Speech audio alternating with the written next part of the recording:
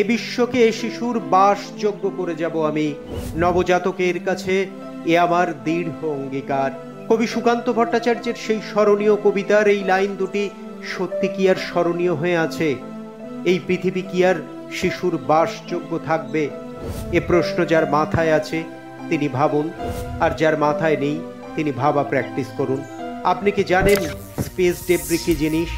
উপভোগের এই দুনিয়ায় তথ্যের আদান প্রদান থেকে আনন্দ বা নিরানন্দের উপাদান ছড়িয়ে পড়ছে নেটওয়ার্কের অন্তর্জালে। তা কিভাবে হয় তুল্যমূল্য বিবেচনা করে দেখেছেন? যা পাচ্ছেন তার বিনিময়ে কি হারাচ্ছেন? আপনি হয়তো একটা সহজ উত্তর দেবেন, কেন, মাস গেলে ইন্টারনেট রিচার্জ করতে যা লাগে। হ্যাঁ, আসলে তাই লাগে, কিন্তু না, শুধু তাই নয়, লাগে আরো অনেক কিছু যার সঙ্গে আপনার প্রত্যক্ষ যোগাযোগ নেই। যেমন নেটওয়ার্ক পরিষেবা প্রদানকারী স্যাটেলাইট এবং এই বস্তুটি বানানোর জন্য নিয়মিত পরীক্ষা নিরীক্ষা। এই কর্মযজ্ঞের পেছনে রয়েছে একটি বড় দুনিয়া। কেউ বা জানেন, কেউ বা জানেন না, তবুও এসব হাত বাড়ালেই পেতে পারেন। কিন্তু স্যাটেলাইট একেবারে মহাকাশের ব্যাপার, আপনার আটপৌরে জীবনের জল স্থল ছাড়িয়ে একেবারে অন্তরিক্ষের ব্যাপার। কেউ বলবেন গাছ ফল দিচ্ছে, ফল খাও। কবে বৃষ্টি হলো, চারা পুঁতলো, খরা বা বন্যা হলো, তাতে তোমার কি? হয়তো তাই ঠিক, কিন্তু এমন যদি হয় আর ফল দিচ্ছে না গাছটি, বৃষ্টি হচ্ছে না, চাষ হচ্ছে না, খাদ্য জুটছে না, তখন বিপন্ন আপনি। ক্রমে ক্রমে বিপন্ন হচ্ছে আপনার প্রতিবেশী, গ্রাম, দেশ, দুনিয়ায় হাহাকার উঠছে। তখনও কি বলবেন ফল খাও? সাবধান, জলস্থলে ছিলই, এবার অন্তরিক্ষেও ঘনাচ্ছে বর্জ্য দূষণের বিপদ। ক্রমে ক্রমে ক্ষতির মুখে দাঁড়িয়ে বায়ুমণ্ডলের একটি গুরুত্বপূর্ণ স্তর, যার নাম স্ট্র্যাটোস্ফিয়ার। ইন্টারনেটের এই যুগে গোটা পৃথিবীর যোগাযোগ ব্যবস্থা নির্ভর করে বিভিন্ন স্যাটেলাইট বা কৃত্রিম উপগ্রহের উপর। আরও চাই, আরও ভালো, এই করে করে বিভিন্ন দেশ নিয়মিত পৃথিবী থেকে দূর কক্ষপথে পাঠিয়ে চলেছে একের পর এক উপগ্রহ। কত উপগ্রহ চক্কর কাটছে এই পৃথিবীর চারপাশে জানেন? এই মুহূর্তে পৃথিবীর চারপাশে চক্কর কাটছে 10,000-এরও বেশি সক্রিয় উপগ্রহ। পরিসংখ্যান বলছে 2030 সালের মধ্যে 1 লক্ষ এবং পরবর্তী 10 বছরে তা 5 লক্ষ ছুঁতে চলেছে। কিন্তু নিয়তি, জন্মিলে মরিতে হইবে, এ কথা কারই বা অজানা। আর এখানেই হয়েছে যত গণ্ডগোল। কার্যকালের মেয়াদ শেষে উপগ্রহগুলি যখন দেহ রাখে, বায়ুমণ্ডলে তা জ্বলে পুড়ে খাক হয়, আর তা জলে মেশে না, নদীতে মেশে না, বায়ুমণ্ডলে ভেসে বেড়ায় যুগ যুগান্তর ধরে। মৃত উপগ্রহ রেখে যায় ক্ষতিকর নানা বর্জ্য, যা বায়ুমণ্ডলের উচ্চ স্তরগুলিকে অসুস্থ করে তুলেছে। ক্যান্সারে আক্রান্ত পৃথিবীর প্রতিরোধক চামড়া, যা আজ আপনার আমার হৃদয় ছুঁতে চাইছে। আপনি হয়তো ভাবছেন বিপদ কোথায়?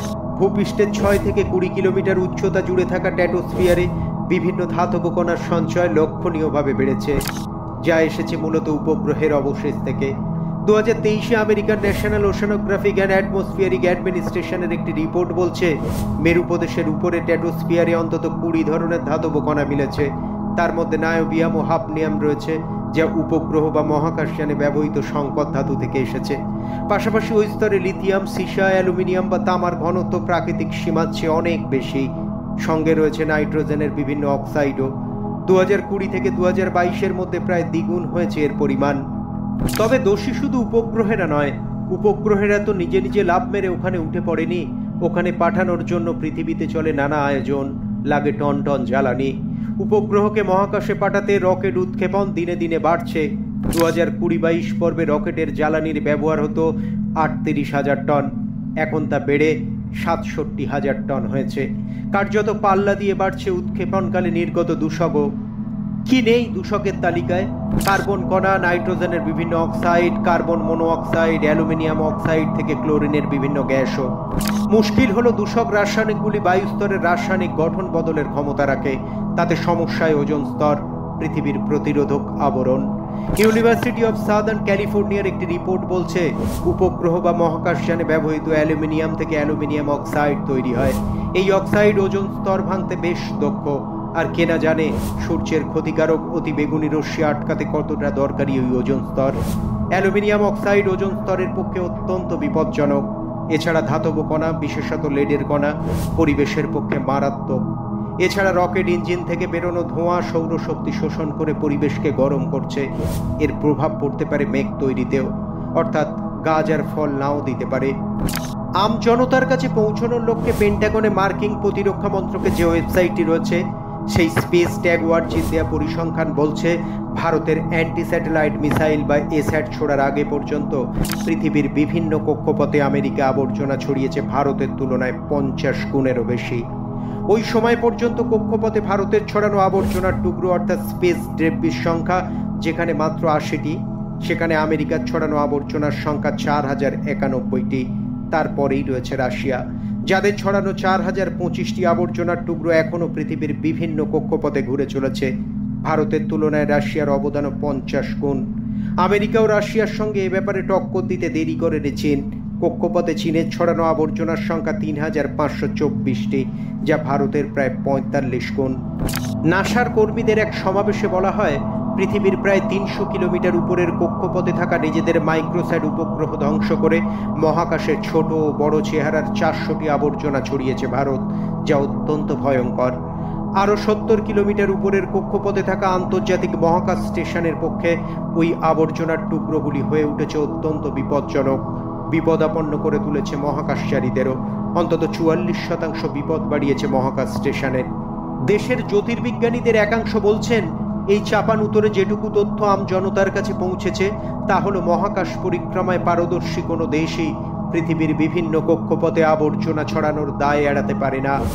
দোষটা যদি ভারতের হয়ে থাকে, তাহলে এ ব্যাপারে পথ দেখানোর দায়িত্বটা আমেরিকা, রাশিয়া, চীন কেউই এড়িয়ে যেতে পারে না।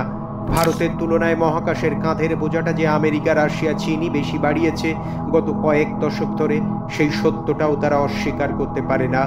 তবে উপায়? ইন্টারনেট নির্ভর এই যুগে উপগ্রহ দরকারি। আপাতত ক্ষতিকর রাসায়নিক চিহ্নিত করে তার বিকল্প ব্যবহারে উদ্যোগী হতে হবে।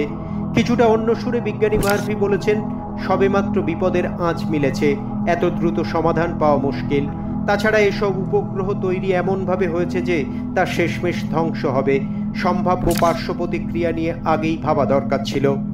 গত প্রায় 7 দশক ধরে মহাকাশে বিস্তর আবর্জনা জমা করার পর আমেরিকা এখন খুবই উদ্বিগ্ন হয়ে উঠেছে ভারতের এস্যাট পরীক্ষায়। অথচ গত 7 দশক ধরে তো বিভিন্ন উপগ্রহ পাঠানো আর ভিন গ্রহে প্রাণ খোঁজার নামে কম মহাকাশযান পাঠায়নি আমেরিকা, রাশিয়া, চীন, ফ্রান্স, ব্রিটেন ও জাপান।